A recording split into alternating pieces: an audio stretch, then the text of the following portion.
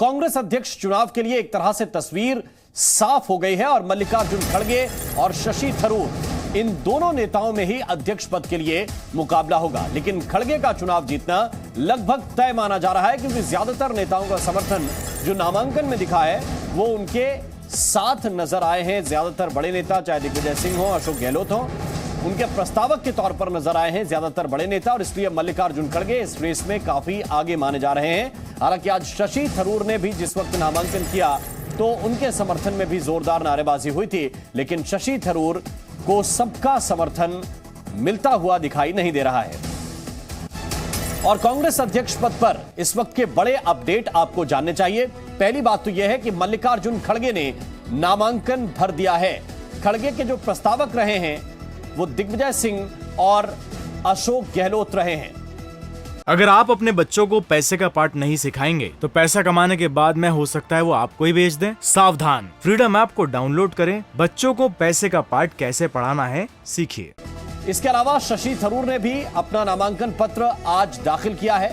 चूंकि आज नामांकन का आखिरी दिन है और आज ही जो नामांकन करेंगे उन्हीं के बारे में आगे विचार किया जाएगा। तो ये दो बड़े नाम जिनका नामांकन हुआ है और 17 अक्टूबर को अध्यक्ष पद का चुनाव होगा। और नॉमिनेशन के बाद खड़गे और शशि थरूर ने क्या कहा है, दोनों की बात आपको सुनाते हैं। आप सभी को मेरा नमस्कार। और आप इतनी देर तक इंतजार किए, इसके लिए भी मैं आप सभी का आभार मानता हूं। आज मैं कांग्रेस पार्टी की ओर से अपना नामांकित पत्र पेश किया हूं और मुझे सभी लीडर्स, कार्यकर्ता, डेलीगेट्स और जितने भी प्रमुख राज्य है उस राज्य के नेता लोग भी यहाँ पर हाजिर होकर मेरे को प्रोत्साहन किए और नॉमिनेशन भरने के लिए वो खुद यहाँ पर रहे। इसीलिए मैं उन सबको धन्यवाद देता हूँ। और मेरे लिए जो सभी डेलीगेट्स, लीडर्स, कार्यकर्ता, कांग्रेस पार्टी के सभी नेतागण जो प्रोत्साहन किए और इस चुनाव में चुनाव लड़ने के लिए मुझे जो सहकार मिला उनको, इसलिए उनका फिर एक बार मैं आभारी हूं। मैं आज जाके मेरे नॉमिनेशन पत्रिका दे दिए मधुसूदन मिश्र जी से को 50 दस्तखत मैं अभी सबमिट किया हूं। कश्मीर से केरला तक, पंजाब से नागालैंड तक, उत्तर प्रदेश से तमिलनाडु तक 12 राज्यों के कांग्रेस कार्यकर्ताओं ने हमें मदद की है। और मैं इस समर्थन से पार्टी को भी दिखाना चाहता हूं कि मेरी आवाज एक व्यक्ति की आवाज नहीं है।